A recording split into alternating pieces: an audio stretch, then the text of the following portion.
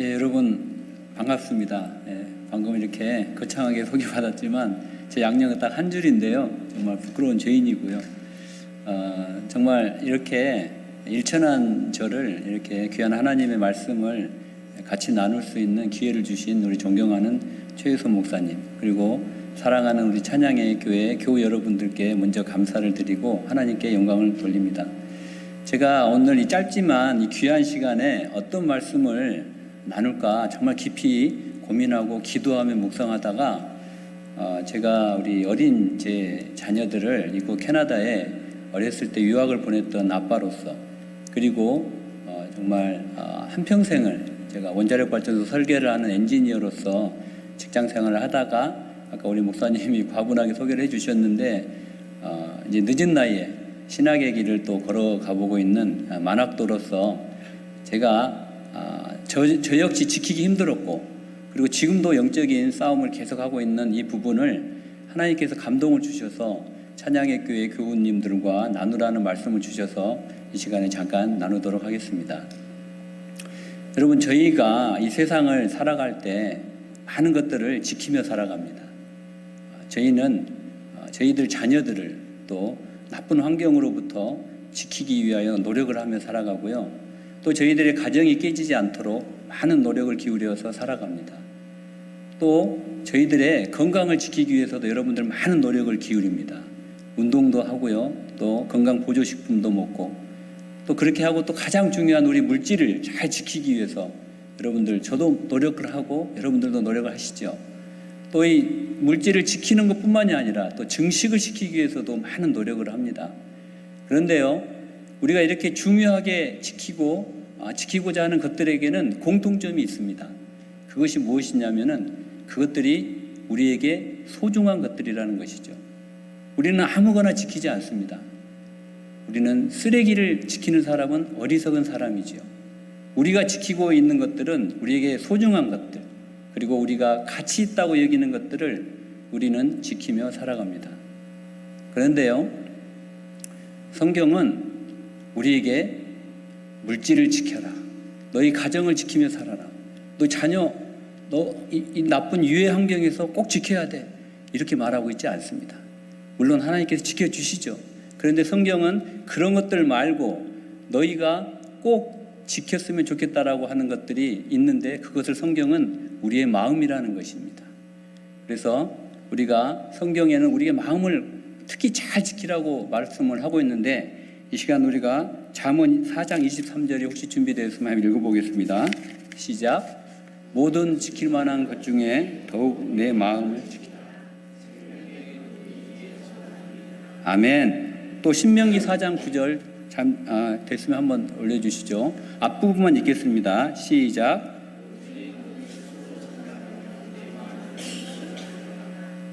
예. 또 제가 영어 성경을 찾아보니까 모든 주의를 다 기울여 이 마음을 지키되 힘써 지키라라고 돼 있더라고요. 그러니까 지키되 힘써 지키라고 강조하는 것도 부족해서 모든 주의를 다 기울여 지키라고 말씀을 하고 있는 겁니다. 그러면 도대체 이 마음이라는 게 무엇이길래 성경이 우리에게 모든 주의를 다 기울여 힘써 지키라고 강조를 하고 있는 것일까요? 아까 우리가 잠언에서 읽어봤다시피 이 마음을 지키는 것에서 생명의 근원이 여기에 있다는 것이죠. 이게 구원에 연결이 되어 있다는 것입니다. 또 우리가 마음을 뜻하는 헬라어 카르디아는, 이거는 지, 정, 의의 의미를 다 복합적으로 아우르는 그런 단어로 사용이 되고 있습니다. 또 우리 존 칼빈은 우리 마음이 정신과 육체의 이 통일체로 보고 있어요. 그래서 우리 내면 세계가 이걸로 인하여 새로워지는 법이 존재하는 공간이라고, 곳이라고 공간적인 개념으로 칼빈은 이 우리의 마음을 정의를 하고 있습니다. 그래서 또 역사적으로 많은 사람들이 이런 중요한 우리의 마음을 분석을 하려고 노력을 했어요. 그래서 우리가 유명한 잘 아는 프로이드라는 심리학자는 우리의 마음이 본능적인 욕구인 이드와, 그리고 이 이드를 우리의 양심과 도덕심으로 제어를 하려는 우리 자아, 그리고 초자아로 구성이 되어 있다고 연구를 했습니다. 그리고 우리 태아가 엄마의 뱃속에서 나올 때 이 탯줄을 끊는 거를 이 프로이드가 명칭을 붙였는데 이거를 분리불안이라고 명칭을 붙였습니다. 이때부터 프로이드는 인간의 모든 불안이 시작되었다고 이야기를 하고 있습니다. 또 다른 심리학자인 에릭슨이라는 사람은 사람이 태어나서 죽을 때까지 8단계의 발달 단계를 거친다고 그래요. 그리고 그 중에 영유아기, 그리고 청소년기, 그리고 중년기에 3번의 위기가 찾아온다고 합니다. 그런데 우리가 많은 심리학자들이 분석을 했는데 이 3번의 위기가 다 자기의 마음을 지키지 못해서 오는 것과 긴밀하게 연결이 되어 있다는 것이죠. 이렇게 마음을 잘 지키는 것을 강조한다는 측면에서 심리학과 그리고 성경이 많은 공통점이 있어요. 그러니까 이 심리학이 세상 학문이지만 이게 엉터리는 아니고 이게 부분적으로 진리라는 거예요. 그런데 중요한 차이점이 하나 있는데 심리학에서는 인간의 마음이 인간의 노력으로 관리가 된다라는 거예요. 어느 정도 관리가 된다라고 이야기를 하고 있어요.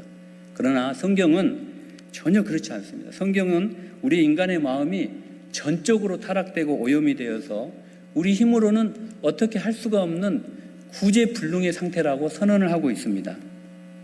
그래서 성경 에레미야서 17장 9절에 이렇게 이야기를 하고 있습니다. 우리 다 같이 읽어보겠습니다. 시작. 아멘.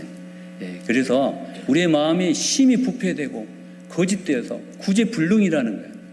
그래서 우리 종교개혁자 마르틴 루터와 칼빈은 인간의 마음이 원래는 하나님의 형상대로 흠없이 창조되었어요.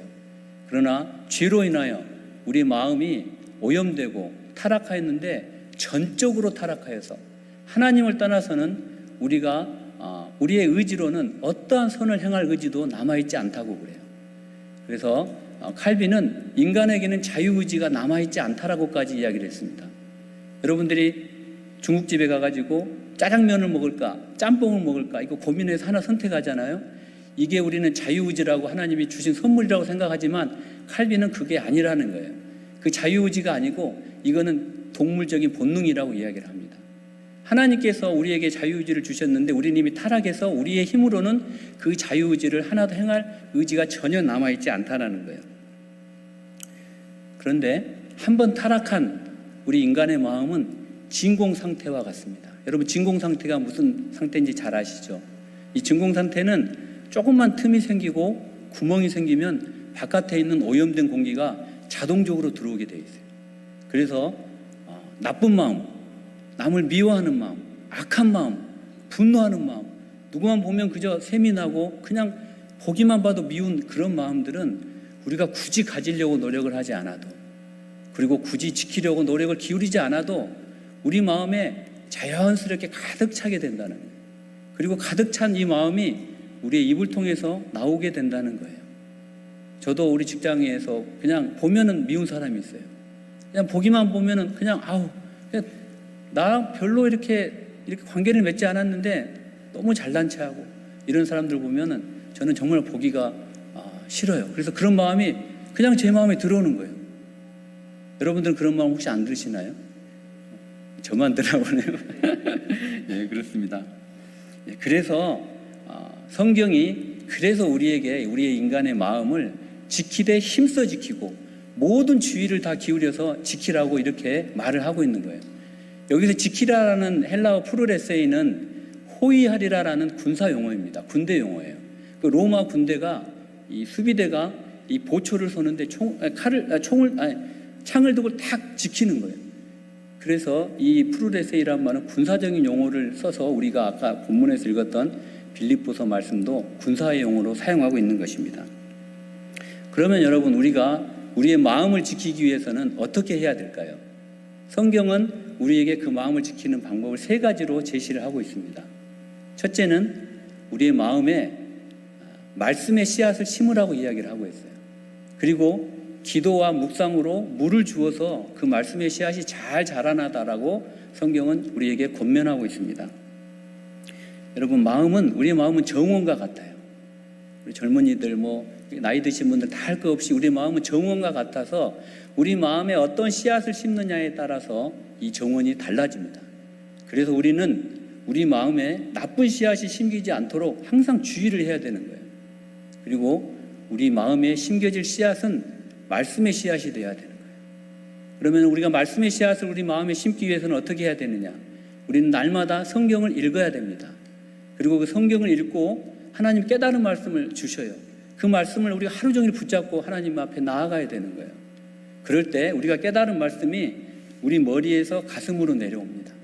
그리고 가슴으로 내려온 그 말씀이 우리의 마음에 깊이 새겨지게 됩니다. 아까 칼빈이 마음을 공간의 개념으로 설명을 했죠. 이 마음이라는 곳에 우리가 하나님이 깨달은 말씀이 내려와서 깊이 새겨지게 된다는 거예요. 우리의 마음을 지키는 두 번째 방법은 기도와 묵상입니다. 오늘 우리가 읽었던 본문 말씀을 다시 한번 읽어보겠습니다. 빌립보서 4장 6절로 7절 다시 한번 읽어보겠습니다. 시작. 염려하지 말고 오직 모든 일에 기도와 간구로 너희 구할 것을 그리하면 뛰어난 하나님의 평강이 그리스도 예수 안에서 너희 마음을 그렇습니다. 여러분, 기도할 때 평강이라는 하나님의 파수병이 여러분들의 마음을 지켜서 난공불락의 요새 안으로 여러분들을 들어오게 하는 거예요. 그게 기도예요. 그런데 여러분, 이 기도가 어떤 기도여야 하느냐? 그냥 우리가 하나님께 읽어주세요, 적어주세요 하는 그런 청구서 같은 인보이스가 아니에요. 이 기도는 어떤 기도냐면, 여러분, 예수님께서 공생애를 시작하시면서 모든 인류에게 첫 번째로 하신 설교가 무엇인지 아십니까? 그 설교는 바로 회개하라, 천국이 가까이 왔느니라 였어요. 여러분, 회개하라는 말은 돌아서라는 말이에요. 돌아서는데 뭐가 돌아설까요? 돌아서는 거는 내가 죄인임을 인정하고 인식하고 나의 마음을 돌이키라는 말이에요. 그거를 성경적으로 조금 더 들어가 보면은 내가 하찮고 하나님을 떠나서는 보잘것없고 냄새나고 너무나 정말 힘든 죄인이라는 것을 인정을 하고 그 내 마음이 정말 연약한 마음입니다. 하나님, 내 마음이 유리알 같아서 누가 조금만 상처난 마음을 말을 해도 나는 쉽게 상처받고 깨지기 쉬운 그런 마음이라는 것을 인정을 하라는 거예요. 그리고 그 마음을 돌이키라는 거예요. 하나님을 바라보고 그 마음에 있는 내 마음의 연약한 부분들을 하나하나 다 낱낱이 하나님께 구하라는 거예요. 그 기도를 하라는 거예요. 그럴 때 무엇이 따라오냐면은 감사가 따라 나오는 거예요. 그리하면 그리하면 하나님의 평강이 그때 우리 마음의 생각을 지켜주신다는 거예요. 그냥 지켜주시는 게 아니고 그런 기도를 드리고 우리가 마음을 돌이켜서 하나님을 바라보고 우리의 연약한 마음들을 하나님께 낱낱이 아뢰는 그 순간 하나님께서 평강의 파수꾼을 우리에게 보내주신다는 거예요. 그러니까 여러분들이 이 말씀을 보실 때 순서가 있는 거예요. 첫째, 염려가 밀려 들어와요.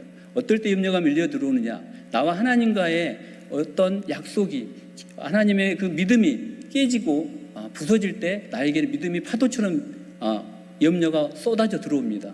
그때 우리가 기도를 하는데 우리가 마음을 우리가 하나님께 돌리고 우리 연약한 마음을 하나님께 그대로 올려드리는 거예요. 그럴 때 감사가 따라오는 거예요. 감사가 따라오고 그때 하나님의 평강이 저와 여러분들의 마음을 평강의 파수꾼을 통해서 지켜주신다는 거예요. 할렐루야. 네. 여러분, 이렇게 마음이 돌아서는 것을 심리학적인 용어로는 유연성이라고 그래요. 그 유연성의 반대말은 경직성입니다. 그런데 우리가 나이가 들면서 유연성은 커져만 가고 경직성은 줄어가는 게 성경적인 원리예요. 그런데 그 반대로 나이가 들면서 경직성이 더 커져가는 사람이 있어요. 그걸 우리말로 꼰대라 그러죠. 네. 꼰대는요, 특징이 있어요. 꼰대는 내가 맞아, 나는 절대로 안 바뀔 거야, 이런 사람이 꼰대예요. 근데 성경은 이 경직성이 커져가는 거는 죽어가는 거라고 이야기를 하고 있어요. 우리는 나이가 들수록 유연성이 커져야 돼요. 그래서 하나님께서 나의 죄를 지적하고 나에게 하나님께서 경고를 할 때 내가 쉽게 마음을 돌이켜야 되는 거예요. 하나님, 내 강팍한 마음을 고쳐주시옵소서. 나는 하나님이 없으면 나는 정말 이렇게 쓰레기 같은 그런 존재입니다. 나는 밥 먹듯이 죄를 반복해서 짓는 존재입니다라는 것을 인정을 하고 하나님 앞에 마음을 돌이키라는 거예요. 그게 유연성이에요. 근데 우리나라 사람들은 유연성을 잘 갖지는 못해요. 아까 제가 중년의 위기 때, 중년의 발달 단계 때 한 번 위기가 온다 그랬죠. 이 중년의 발달 단계 바로 앞에 단계가 우리 이 침묵의 단계가 있어요. 근데 이 침묵의 단계 때는 자기의 감정을 막 표현하는 연습을 해야 되는데 우리나라 사람들은 30대 때 그 표현을 잘 못해요. 그래서 하나님 앞에 나의 이 감정, 연약한 마음, 깨지기 쉬운 마음, 나의 상처난 마음을 하나님 앞에 자꾸 드러내는 훈련을 하지 못해요. 그래서 중년의 시기가 되니까 내가 맞아, 나는 안 바뀔까 이렇게 되는 거예요. 근데 여러분들은 유연한 그런 중년을 맞이하시기 바랍니다. 할렐루야. 세 번째로 우리가 우리의 마음을 지키는 방법은 성경은 잠시 멈추고 돌아보라는 거예요. 잠시 멈추고 돌아보라. 내가 지금 어디로 향하고 있는지, 나의 인생은 어디로 가고 있는지, 내가 세상의 유혹을 따라 썩어질 것을 따라 안목의 정욕과 육신의 정욕과 안목의 정욕과 이생을 자랑을 따라 가고 있는지는 아닌지를 한번 점검하고 돌아보라는 거예요. 여러분, 캐나다는 겨울에 눈이 굉장히 많이 오는 걸로 유명하죠. 저도 겨울에만 오다가 이번에 여름에 오니까 너무 좋더라고요. 근데 이 캐나다의 북서부에 유콘주라고 있더라고요. 근데 유콘주에 클론다이크라는 마을이 있는데 이 마을에서 1896년에 금광이 발견됐답니다. 그래서 이 소식을 들은 전 세계의 사람들이 이 클론다이크로 막 몰려드는 거예요. 이게 골드러시 아닙니까? 그래서 미국에서 그리고 캐나다의 다른 주에서 유럽에서 다 왔어요. 그런데요, 이 클론다이크의 마을에서 몇 년 전에 유서가 하나 발견됐습니다. 그 굴이 있는데 그 유서가 하나 발견됐어요. 제가 그 유서의 내용을 한번 읽어드리겠습니다. 금이 너무나 많이 나와서 우리는 세월 가는 줄을 모른 채 금캐기에만 몰두하였습니다. 그러는 사이 식량이 떨어지고 식량을 구하러 나가려니 눈에 갇혔습니다. 우리는 금덩이를 옆에 놓고 눈에 갇혀 죽어갑니다. 이런 내용의 유서였어요. 노다지로 쏟아지는 금을 캐했는데 열중하다 보니 겨울이 깊어가는 것도 식량이 떨어지는 것도 까맣게 모르고 정작 식량이 바닥났을 때 식량을 구하러 굴을 밖으로 나가려니 눈이 너무 많이 쌓여서 갇혀서 나갈 수가 없었던 거예요. 평생을 쓰고도 남을 금덩어리를 발견했지만 그 금덩어리들이 자신들을 죽음으로 이끌었던 것입니다. 여러분, 우리들의 삶도 마찬가지입니다. 그저 세상 욕심 따라 열심히만 살 때 우리는 영원한 죽음으로 달려갈 수가 있어요. 여러분, 우리가 우리 삶이 고달플 때 흔히 이런 말을 많이 하죠. 난 열심히 산 죄밖에 없어. 저도 우리 집사람에게 그런 이야기를 많이 하다 혼이 많이 납니다. 나는 열심히 산 죄밖에 없는데 왜 나한테 그러는 거야? 내 자신을 위해서는 돈 한 번 안 쓰고 다 가족들을 위해서 다 했는데 난 열심히만 살았는데 왜 그래? 이 열심히만 산 거 이거 죄더라고요. 제가 보니까 여러분, 우리 정치인들도 그렇고 세상을 한번 보십시오. 어떤 자기가 가는 방향이 틀렸는데 열심히만 살아보십시오. 그것처럼 무서운 게 없습니다. 그 열심히 산 거 이거 죄입니다. 우리가 하나님을 모르는 채 열심히 사는 것이 죄라는 것이죠. 지금도 사단은 우리에게 야, 너 육신의 정욕과 안목의 정욕과 이생의 자랑 이거 놓치면 너 안 돼. 너만 독야청청으로 살 수 없어. 그리고 우리를 계속 드라이브를 거는 거예요. 이게 정말 필요하다고. 근데 그거는 다 거짓말입니다. 우리가 가고 있는 방향을 다 점검을 해야 돼요. 우리가 잠시 우리가 지금 가고 있는 우리가 이 캐나다 땅에서도 무엇을 향해서 열심히 사는지 한번 돌아보고 점검을 하라는 거예요. 그랬을 때 하나님께서 우리의 마음을 지켜주신다는 거예요. 그런데 여러분, 성경에는 이렇게 말씀과 기도와 묵상으로 자기의 마음을 잘 지키면서 하나님의 큰 역사를 이룬 인물을 한 명을 소개를 하고 있어요. 그 사람이 누구냐면 사도 바울입니다. 여러분, 우리 최초의 이방인 교회가 안디옥 교회예요. 그 안디옥 교회를 섬기시는 우리 바나바 목사님이 이제 이방인들이 막 밀려드는 거예요. 그러다 보니까 이 교회가 막 부흥을 하는데, 그러다 보니까 이 바나바 이 목사님이 혼자 목회를 감당하기가 어려워졌어요.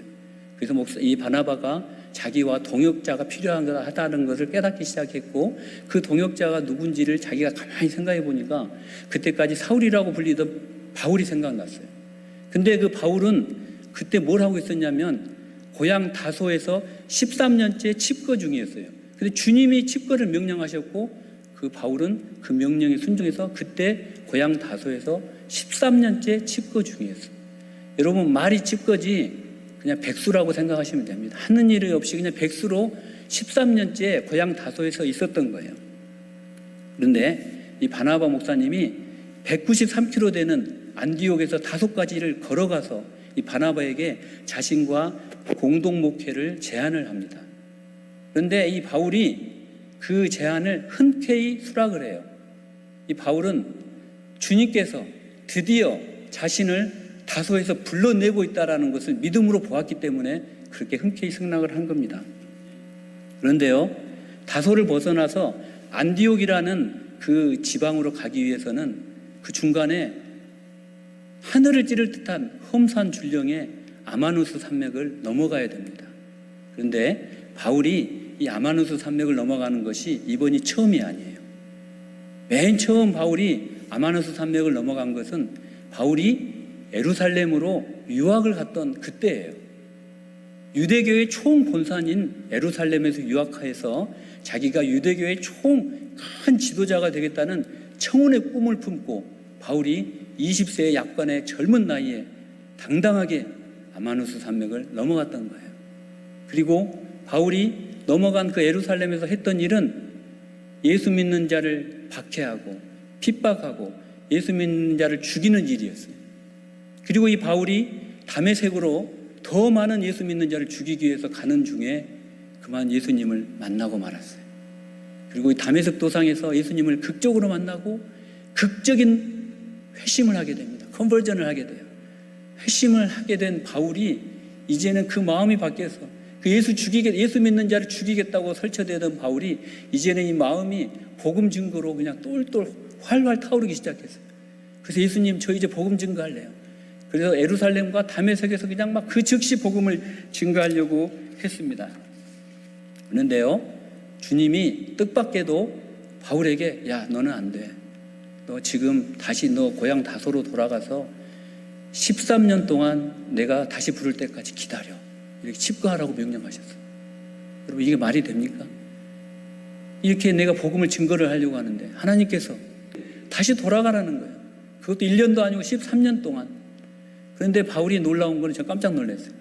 바울이 묻지도 따지지도 않고 그 말에 순종을 해서 다소로 다시 들어갑니다. 보부도 당당히 청혼의 꿈을 품고 예루살렘 유학길에 오르기 위해서 그 아마누스 산맥을 넘었던 바울이 이제는 주님의 뜻에 순종해서 거꾸로 자기가 넘었던 그 아마누스 산맥을 되넘어오고 있는 거예요. 그때 바울은 실패자처럼 보였어요. 되넘어오는 바울의 손은 텅 빈 빈손이었어요. 그리고 예루살렘에서 다소로의 금이 한 양도 아니었어요. 다소에 있는 이 바울을 아는 일가 친척들은 바울이 이제 예루살렘에서 큰 유대교의 지도자가 돼서 오겠구나 했는데 웬걸요, 아무것도 이룬 것이 없이 텅 빈 손으로 실패자처럼 다시 돌아왔던 거예요. 그러나 여러분, 바울은 그거에 마음 두지 않았어요. 그냥 13년 동안 주님이 칩거하라고 하니 그대로 칩거를 했던 거예요. 여러분 같으면 혹시 어떠시겠습니까? 여러분이 이곳 캐나다에 큰 꿈을 가지고 왔어요. 와서 고군분투를 하며 이제 예를 들어서 열심히 비즈니스를 해서 이제 좀 자리를 막 잡으려고 하는데 주님께서 여러분에게 야, 너 한국으로 되돌아가야 되겠다. 13년은 아니고요. 그냥 3년만 좀 있다가 와. 내가 이거를 다 준비해 놓을 테니까 그때 내가 부르면 다시 와라고 했을 때 여러분들 마음이 어떠시겠어요? 그 3년을 기다리는 게 쉬울까요? 근데 바울은 13년이라는 칩거 기간을 기다렸던 거예요. 저도요, 우리 자녀들을 캐나다에 유학 보내놓고 하루에도 수십 번 마음이 바뀌더라고요. 유학을 보낼 때는 하나님의 음성을 듣고 보냈어요. 음성을 2번 들었습니다. 2번 듣고 보냈는데 막상 보내놨는데 한국으로 오니까 마음이 막 바뀌는 거예요. 불안하고 그냥 하루에도 정말 과장이 아니라 수십 번이 바뀝니다. 아침에는 잘 보냈어. 우리 한국 교육 시킬 때가 아니야. 보냈는데 저녁만 되면 또 막 불안한 거예요. 가족은 같이 뭉쳐 살아야 되는데 내가 미쳤지 하면서. 그러다 이게 결정적으로 환율이 1200원까지 올라간 적이 있었어요. 제가 857원 계산기를 막 두들겨가지고 내가 속옷도 안 사고 이게 다 하면은 왜 둘을 보내겠다 했는데 1200원까지 40%가 오르니까 저도 무너지더라고요. 아침에 정말 화가 나고 내가 왜 이거 그랬지, 미쳤구나, 그랬던 적이 있습니다. 그런데요, 바울은 13년 동안을 아무 말 없이 백수로 하나님의 음성을 기다렸던 거예요. 여러분, 쉬운 게 아닙니다, 이게. 여러분, 우리는 이렇게 인생이라는 산맥을 매일 넘는다는 측면에서 어떻게 보면 바울과 같은 존재들이에요. 그렇다면 아마누스 산맥을 3번 넘는 이 바울을 통해서 하나님께서 저와 여러분에게 교훈을 주고 계시는데, 첫 번째가 뭐냐면 주님을 의지하지 않고 내 마음을 지키지 않으며 내 마음만 의지하여 인생 산맥을 넘는 자는, 그건 바로 자기의 생명을 해치는 백해무익한 자해행위라는 거예요. 예루살렘의 유학길에 올랐던 바울이 처음 그 아마누스 산맥을 넘어갈 때는 바울은 자기의 신념을 믿었고 자기의 판단력을 믿었고 자기의 의지를 믿었고 자기의 지성을 믿었어요. 그리고 자기의 능력을 믿었습니다. 그렇게 자기의 마음을 굳게 믿고 홀로 아마누스 산맥을 넘어 예루살렘으로 갔던 이 바울이 했던 일이 무엇입니까? 고작 진리를 짓밟고 예수 믿는 자를 박해하고 핍박하는 그런 일밖에 없었어요.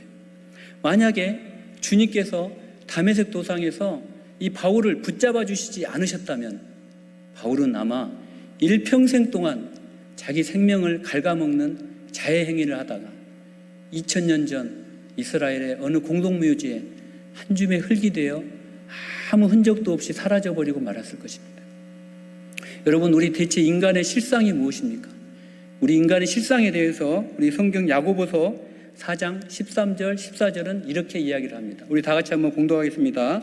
시작. 들으라, 너희 중에 말하기를 오늘이나 내일이나 우리가 어떤 도시에 가서 거기서 1년을 머물며 장사하여 이익을 보리라 하는 자들아, 너희가 알지 못하는도다. 너희 생명이 무엇이냐? 너희는 잠깐 보이다가 없어지는 안개니라. 아멘. 여러분, 아마누스 산맥을 넘는 바울을 통해서 우리가 얻을 수 있는 두 번째 교훈은 자기 마음을 지키며 주님과 함께 인생 산맥을 넘는 자는 그가 어디에 있든지 그리고 그가 어떤 고난 가운데 있든지 그것은 주님께서 그 사람을 농익게 하여 그리고 정금같이 나오게 하시면은 하나님의 축복의 자리가 된다는 것입니다. 할렐루야. 바울이 예루살렘 유학을 위해서 아마누스 산맥을 보부도 당당하게 넘어갈 때는 그때 바울이 혼자 넘어갔어요. 바울 혼자 자기 마음만 믿고. 그런데 주님의 명령, 13년 동안 너는 너 고향으로 돌아가서 집가하라는 그 주님의 명령에 순종해서 자기가 당당히 넘어갔던 그 아마누스 산맥을 되넘어올 때 바울은 실패자처럼 보였지만 실제로는 실패자가 아니었습니다. 그때는 바울이 자기의 마음을 주님께 드리고 주님을 향하여 주님과 함께 인생 산맥을 넘어왔던 것이에요. 그거는 실패가 아니고 성공입니다. 여러분들과 저도 인생 산맥을 넘을 때 주님과 함께 넘어야 되는 거예요. 할렐루야. 여러분, 우리 모든 인간은 인생이라는 산맥을 매일 넘는 자들입니다. 어떤 사람은 청운의 꿈을 품고 보부도 당당히 지금 바로 이 순간 인생 산맥을 넘고 있을 수가 있습니다. 또 어떤 사람은 자신의 야망이 다 무산된 채 보부도 당당히 예전에 넘었던 그 인생 산맥을 거꾸로 지금 되넘어가고 있는 사람이 있을 수가 있어요. 또 어떤 사람은 새로운 인생 계획을 위하여 자기의 인생 산맥을 다시 한번 넘어가고 있는 사람이 이 시간 있을 수도 있습니다. 이처럼 인생 산맥을 넘는 사람들의 모양과 그 행보의 의미는 우리 이 세상 모든 사람들 수만큼 각양각색이지만 중요한 것은 내가 주님을 의지하고 나의 마음을 주님을 향하여 주님과 함께 인생 산맥을 넘는 한 내가 어디에 있든지 내가 무엇을 하든지 나에게 고난이 있든지 그거는 주님의 축복의 자리가 된다는 것입니다. 할렐루야. 여러분, 그리고 아무리 자신만만하게 인생 산맥을 포부도 당당하게 넘는 사람이 있다고 하더라도 그의 마음이, 그의 행보가 예수 그리스도와 무관하다면 그가 길을 쓰고 넘어간 인생 산맥 너머에서 그를 기다리고 있는 것은 공동묘지일 수가 있습니다. 사람이 이 세상에 태어나서 단지 죽으려고 길을 쓰고 인생 산맥을 만약 넘는다면 그거보다 어리석은 일이 어디에 있겠습니까? 사랑하는 찬양의 교회 교우 여러분, 하나님께서는 저와 여러분에게 제가 이 말씀을 준비하시면서 이런 마음을 주시더라고요. 찬양의 교회에 가서 이 말씀을 전해라. 제가 한국에 있고 여러분은 캐나다에 있지만 저희가 어디에 있든지 간에 우리가 인생 산맥을 매일 넘을 때 우리의 마음을 의지하지 않고 우리의 마음을 하나님께 돌리고 우리 하나님을 의지하여 주님과 함께 인생 산맥을 넘어야 할 것을 주님께서 오늘 증거하라고 말씀을 하셨습니다. 할렐루야. 우리가 우리의 마음을 의지하지 않고 우리의 마음을 주님께 드려 주님과 함께 인생 산맥을 넘는 한 설령 내가 실패자처럼 예전에 당당하게 넘었던 그 인생 산맥을 그대로 거꾸로 되넘어오고 있다고 해도 아무 문제가 될 것이 없습니다. 내가 나의 마음을 주님께 드리고 주님과 함께 인생 산맥을 넘는 한 설령 내가 빈 주머니 빈 손으로 넘는다고 해도 아무 문제가 될 것이 없습니다. 여러분과 저의 코끝에서 호흡이 끊어지는 순간 한 줌의 흙으로 돌아가 버릴 우리 인생의 소망이 유한한 이 세상일 수는 없는 것입니다. 언제 어디서나 우리와 함께 하시고 우리를 지키시는 그 하나님께 우리가 마음을 드리고 우리 마음을 주님께 향하고 우리가 인생 산맥을 매일 넘는 저와 여러분이 되시기를 간절히 바랍니다. 할렐루야. 시간 다 같이 기도하시겠습니다. 주님, 나는 그동안 나 자신이라는 우상을 숭배해 왔습니다. 주여, 나는 나의 능력을 믿고 나의 신념을 믿고 나의 지성을 믿고 나의 판단을 믿고 내가 가진 것들을 믿으며 내 마음대로 홀로 내 인생 산맥을 넘어왔습니다. 결과 세상적으로 많은 것들을 얻고 성취한 것 같은데 주님의 말씀 앞에서 곰곰이 생각해 보니 그동안 내가 이룬 것들 가운데 나의 코끝에서 호흡이 멈는 순간 나를 책임져 줄 것이라고는 아무것도 없음을 이 시간 깨닫습니다. 영원히 책임져 줄 수 없는 것들을 위하여 내 생을 거느라 도리어 나의 생명을 거스르며 자해해 왔음을 이 시간 고백합니다.